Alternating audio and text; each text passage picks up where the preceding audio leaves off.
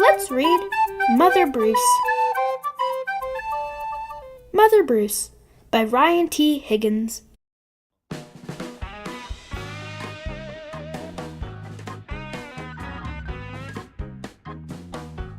Bruce was a bear who lived all by himself.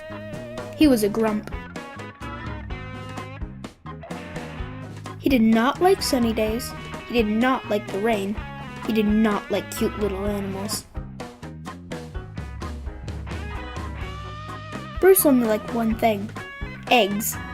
He collected them from all over the forest. "Good morning, Mrs. Sparrow." But Bruce didn't eat eggs raw like other bears. Instead, he cooked them into fancy recipes that he found on the internet. One day, Bruce came across a recipe for hard-boiled goose eggs drizzled with honey salmon sauce. So he went out to get the ingredients. First, he caught a few salmon. Then he collected honey from a local beehive. He liked to support local business, you see. Last, he went to Mrs. Goose's nest to pay her a visit. "Are these eggs free-range organic?" At home, Bruce prepared the eggs for hard-boiling. But the fire in the stove fizzled, so he went out to get more wood. When Bruce came back, he was met with an unwelcome surprise. "Mama!" Bruce became the victim of mistaken identity. Bruce wanted hard-boiled eggs, not goslings. He supposed he could settle on buttered goslings on toast, but for some reason, he lost his appetite. Bruce scooped up the little geese and stomped back to their nest.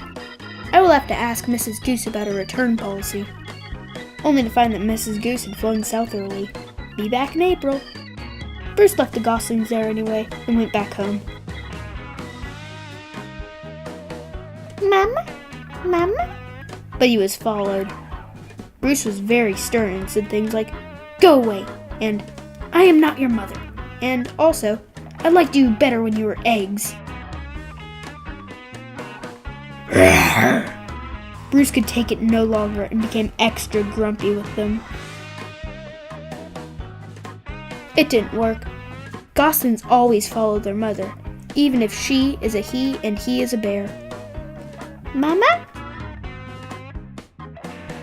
Bruce was stuck with them. He tried to make the best of it. It was hard work. "Blah! Ew! Yuck!" As the seasons passed, Bruce watched the pesky goslings grow older. Annoying baby geese, stubborn teenage geese, boring adult geese. Then one fall afternoon, he saw other goose families flying south. Finally, he'd be rid of these geese, and he could take a long winter nap.